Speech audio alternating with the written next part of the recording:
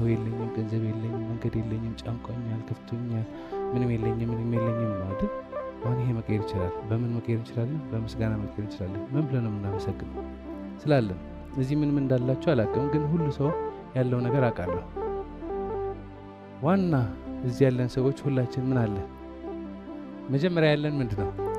ህይወት ነው ያለን አይደል ከህይወት የሚበልጥ ነገር አለ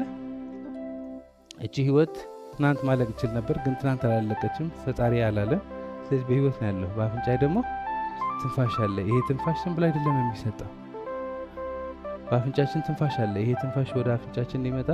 ስንት ዛፎች ስንት አልጌዎች ለሊት ሙሉ ሲሰሩ ነው ያደሩ በአፍንጫችሁ ትንፋሽ አለ አይሰማም እዚህ ቤት አሁን ብዙ ሰው yes ነው የሚለው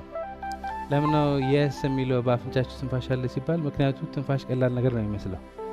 ተባካችሁ ተባበሩኝና እቺ ባምባዙባት ስንት ደቂቃ ነው መቆየት የምንችለው እሺ ስለ ገንዘብ ህል ምናምን ማውራት የቻልነው ትንፋሽ ስላለ ነው ትንፋሽ ባይኖር ኖሮ ንቅንቃለ ትንፋሽ ባይኖር እንቅስቃሴ አለ ወይ የለም ትንፋሽ ስላገኘን ነው ህል ስልጠና ትምህርት ምናምን ነው የምንለው ያለው